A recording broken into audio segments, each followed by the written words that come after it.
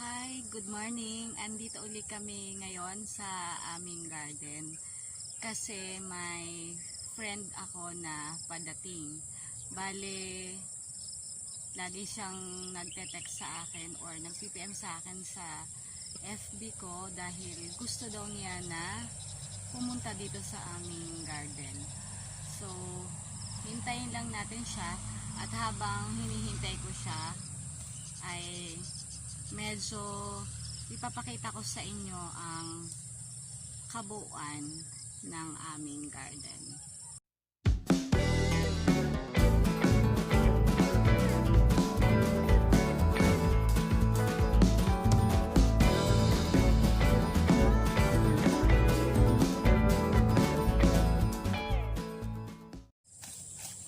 Maliit lang naman ang garden namin. So, andito ako ngayon sa entrance at ipapakita ko lang sa inyo yung kabuuan.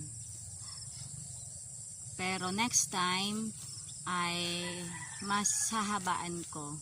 Bale, preliminaries lang ito.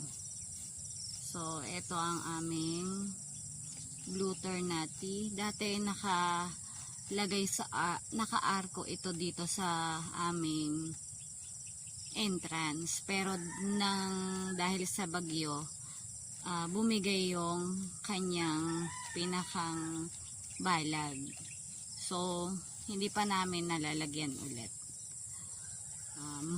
Dahil bihira kaming magpunta dito at lagi nang maulan, ayan, medyo mas kita na yung damo kaysa doon sa mga tanim namin. So, konti lang naman ang tanim namin dito. Next time, ipapakita ko sa inyong isa-isa ang aming mga tanim dito sa aming munting garden. So, bale, ngayon ay parang panoramic view lang muna ang aking ipapakita sa inyo.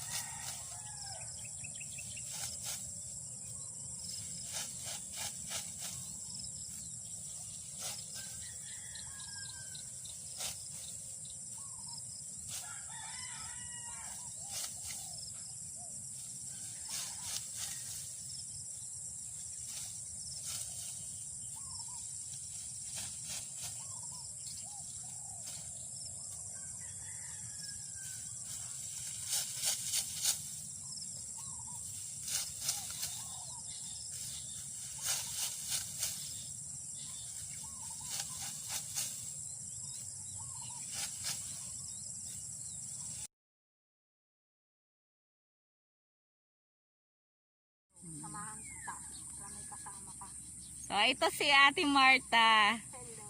Piniem ko siya. Sabi ko, kung gusto niya kasing makarating dito sa aming garden. Kaya sabi ko, pag pupunta uli kami, ayan, punta ka. Kaya yun. Ka-harvest siya ngayon ng kamote. Talbos ng kamote. Ubus ang talbos ni B.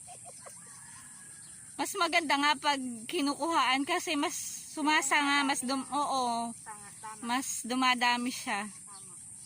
Sisigang ko, makakapagsigang. Sige, harvest ka lang. Parang napakadami naman nakukunan mo. Dami pa nga.